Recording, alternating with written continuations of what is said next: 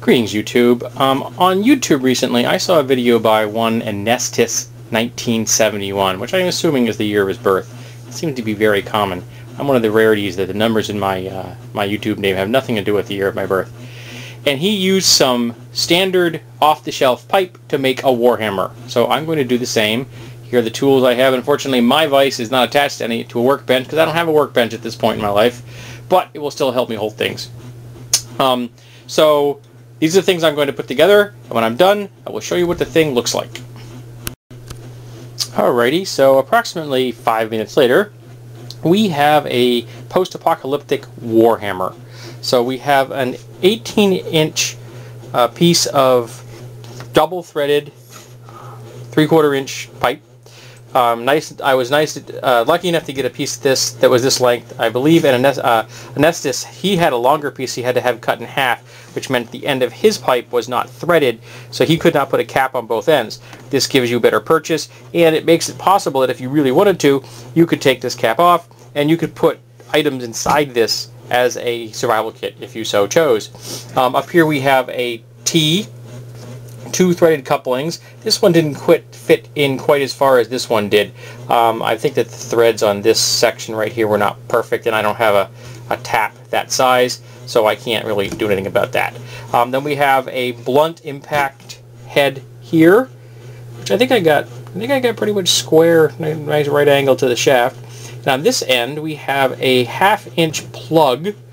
This is a step down from 3/4 to a 1/2 inch. And this is a plug, which I get in there at a nice 45 diamond angle like that. I kind of like that. And if I really wanted to, I could grind that, but I really don't think I have to, because that 1/2 inch surface with these points is going to generate huge amounts of impact energy. I think most people underestimate how much power is generated by a hammer. It is staggering. I was talking to an engineer once, and I was using a small sledge. I mean, the smallest size sledge they make. And he said, like, each blow was generating something like 6 tons of force. So yeah, when you swing this thing and you hit something with that, you are generating huge amounts of energy, which will quite easily crush a skull or go through a cinder block as a breaching tool. In fact, interestingly, the guy at the hardware store asked what I was going to do with these things, and I said I'm building a hammer. And he said that one of the contractors they have that come in there on a regular basis makes actual hammers like this with 2 heads like this for his guys to use in masonry. He makes them on a 1 inch pipe, not 1/2 inch pipe, 3/4 inch pipe, because it's so much cheaper than a masonry hammer. And when the head wears out, you screw it off, you screw a new one on, and the guy goes back to work. So people use these things in real life as tools, but this is obviously just for me for fun. And it was a proof of concept. I wanted to put one together.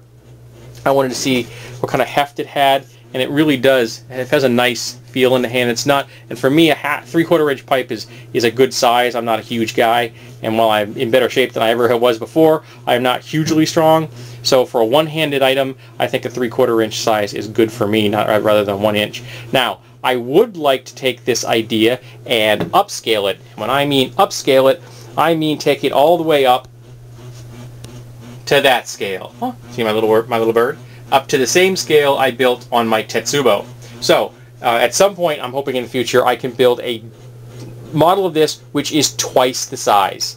So it's going to be 1 inch pipe, 36 inches long, with all of the same fittings, except on a much bigger scale, which will have a lot more power, a lot more weight. You'll obviously a 2-handed weapon, essentially a homemade sledgehammer.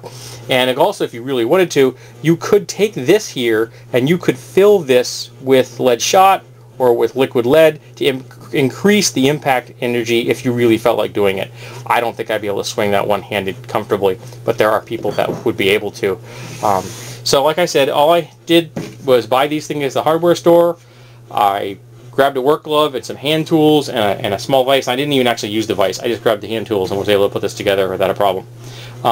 So this is the kind of project that anybody can do with absolute minimum tools. I would recommend when turning this coupling, however, wear a leather glove, because these threads are going to be sharp. You don't want to cut yourself. So overall, I think this is a neat little project. I really kind of glad I have it. It's a nice proof of concept, so I really would like to upscale it at some point in the future. And it's a nice addition to my my post-apocalyptic collection, which I currently have. Also, I have the spiked club I did recently. I've got my Tetsubo, which is a very similar concept, though it took a lot more work because I had to drill all that metal. This took no modification whatsoever. And I actually have plans in the future. I actually have the object already when I'm hoping to put together or modify a guarding tool and turn it into a post-apocalyptic spear.